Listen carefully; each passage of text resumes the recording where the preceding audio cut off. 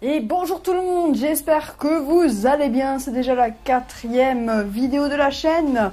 Et aujourd'hui nous allons parler du nourrissage des serpents et plus particulièrement de ma boa constrictor imperator qui est juste derrière. C'est parti, on se retrouve tout de suite.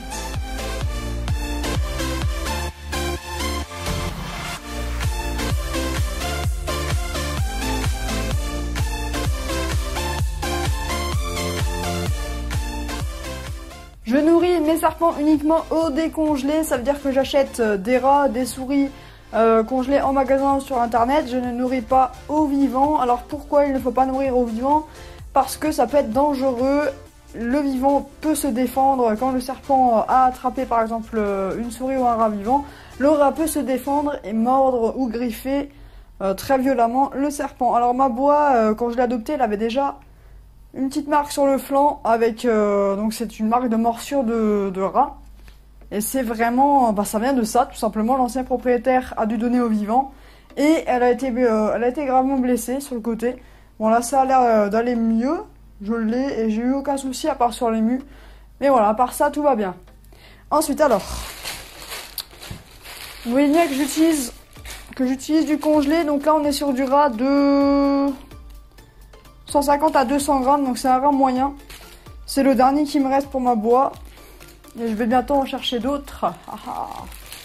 Je vais bientôt en chercher d'autres. Donc là, on est sur du rat moyen. Je vais lui donner. Alors, c'est du congelé, hein. C'est du mort. Je tenais aussi à dire que je respecte énormément ceux qui élèvent des rongeurs en captivité.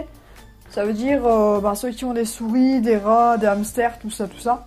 À savoir que malheureusement je ne peux pas changer le régime alimentaire des serpents. C'est le régime alimentaire, c'est la chaîne alimentaire, je n'y peux rien.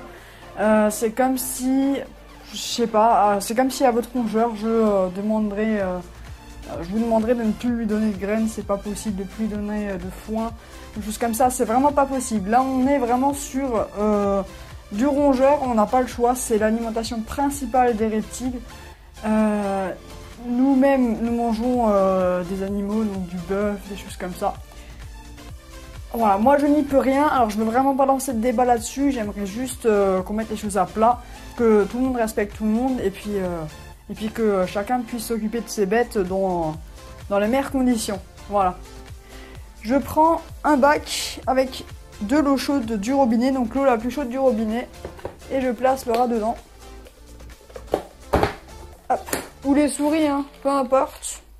Donc un rat comme ça met environ 20 minutes à décongeler. Moi je laisse minimum une demi-heure dans l'eau chaude. Hop, on le plonge dedans. L'eau est encore bien chaude et on ferme. Pour garder un maximum la chaleur. Hop, allez ferme-toi s'il te plaît. Voilà. Donc ça c'est la meilleure méthode pour les décongeler. On peut également les laisser décongeler à l'air libre. Bien évidemment ce sera beaucoup plus long et il y a plus de risques que des bactéries prolifiquent, que les bactéries prolifiquent plus vite sur le rat. Et sachez une chose, quand vous mettez des aliments au congélateur, que ce soit des aliments pour vous-même ou des aliments pour votre reptile, voilà, comme des rats, des souris, ça ne se garde que 6 mois au congélateur. Voilà. Le congélateur ne détruit pas les bactéries et ne les stoppe pas entièrement. Ça réduit leur vitesse de prolifération. D'accord?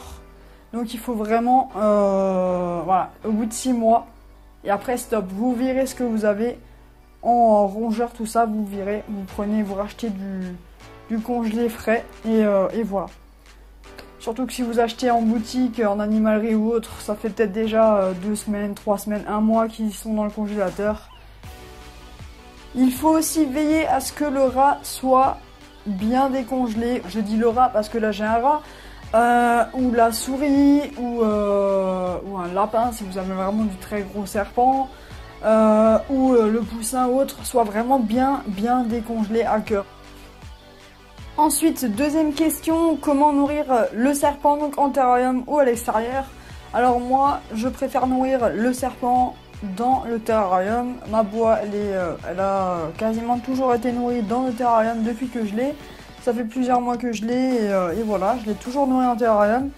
J'ai pas vraiment eu de soucis, elle est pas plus agressive que ça. Alors après, le seul point où vraiment je remarque qu'il y a des moments elle me prend pour de la bouffe, c'est par exemple encore ce matin quand j'ai nettoyé les vitres, du coup j'étais comme ça, je vous montre. Hein.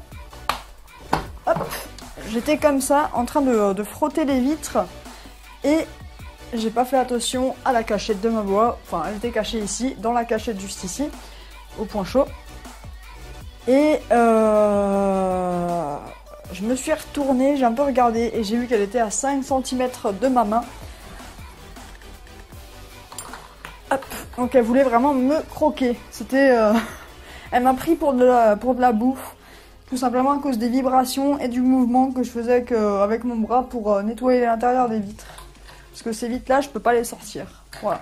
Alors ça, c'est le risque, hein, donc faites bien attention si vous habituez vos serpents au nourrissage à l'intérieur des terrariums. Si vous faites du mouvement, des choses comme ça, ils pourraient vous prendre pour un bouffée qui arrive ou autre.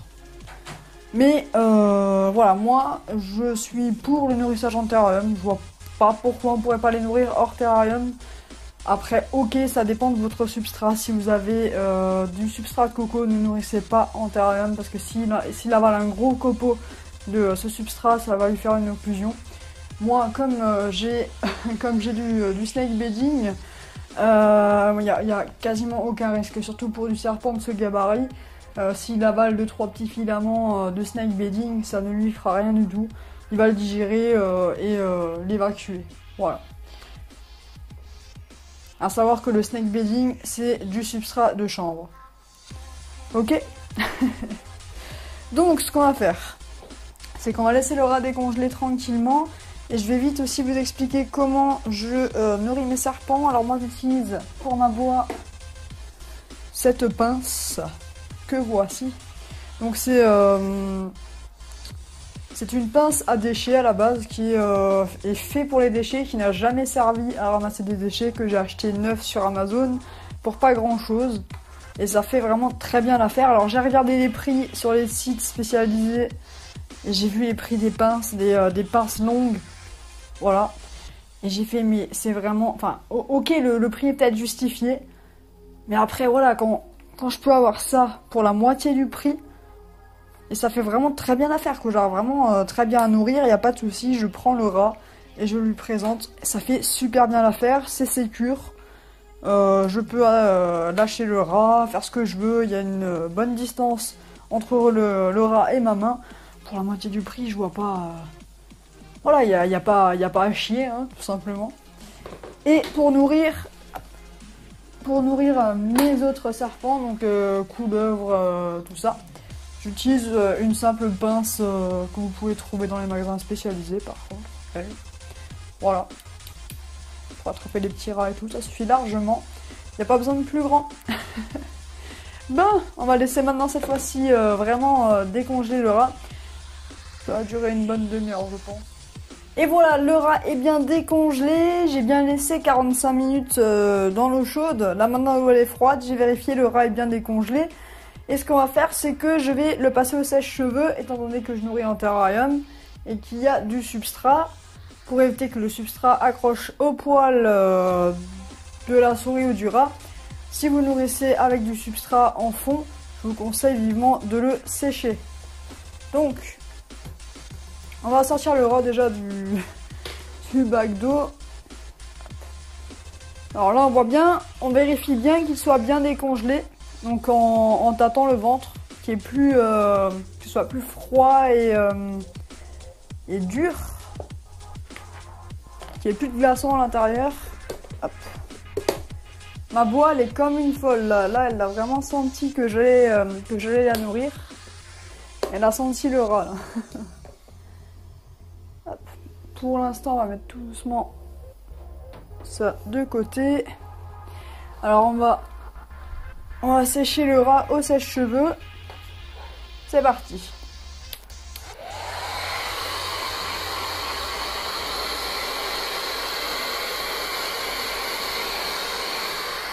Une fois qu'on a bien séché un côté, on retourne pour sécher l'autre côté.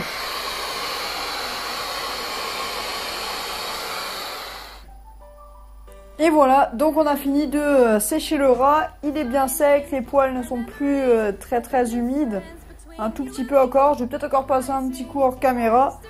Et ensuite on va passer au nourrissage. Et je crois que j'ai rien oublié de vous expliquer. Voilà, là le rat, j'ai terminé de le sécher encore hors caméra. Alors, je vais me désinfecter un coup les mains parce que on ne sait jamais où ont traîné les rats, dans quelle élevage, tout ça. On ne sait pas s'ils sont propres. Donc on se désinfecte les mains toujours après, même si c'était au congélateur, ça n'enlève pas les bactéries, les microbes et autres. Le désinfectant toujours, que vous touchiez un reptile, un autre animal type rat ou autre, même vivant. Voilà, il faut se désinfecter les mains. Hop, donc moi c'est fait. Après, je vous ai pas encore expliqué pourquoi il faut nourrir avec la pince. Alors c'est très simple. Imaginez-vous alors un rat, ça a l'odeur du rat. Quand on nourrit l'aboie, le rat on le fait un peu bouger pour lui faire croire qu'il est vivant. Et ça dégage un peu de chaleur. Vu qu'il est encore chaud, je l'ai passé au sèche-cheveux, il est bien chaud. Voilà, c'est comme s'il était vivant. Si, admettons, vous prenez votre rat avec la main, que vous essayez de le nourrir dans le terrarium avec votre main, il y a une chance sur deux qu'il chope votre main en croyant que c'est le rat, en sachant que la main aura l'odeur du rat vu que vous avez touché le rat. Elle est chaude vu que il y a la chaleur corporelle et elle bouge, vous ferez bouger le rat.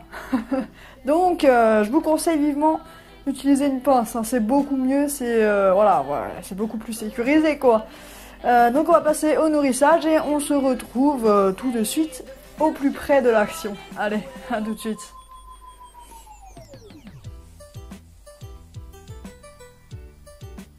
Là j'ai enlevé la cachette au point froid pour pouvoir nourrir ma boîte tranquillement et en même temps que vous puissiez voir ce qui se passe. Donc moi je saisis ma pince, je vais prendre le rat. Avec la pince, si j'arrive d'ailleurs. Je vais vous ouvrir aussi, enfin commencer à ouvrir la vitre. Et quand je vous dis que ma boîte est à la fin, c'est vraiment pas des conneries quoi.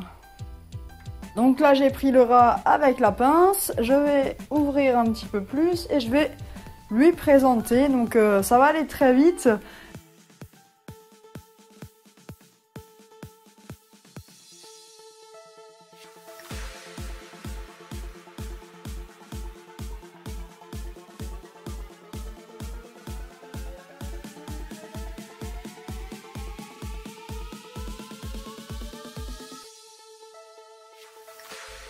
Et donc voilà, c'est pas plus compliqué que ça. Elle a attrapé le rat, constricté en même temps. Voilà, elle est encore en train de le constricter. Dès qu'elle aura fini de le constricter, je suis désolée de me répéter, mais c'est le mot.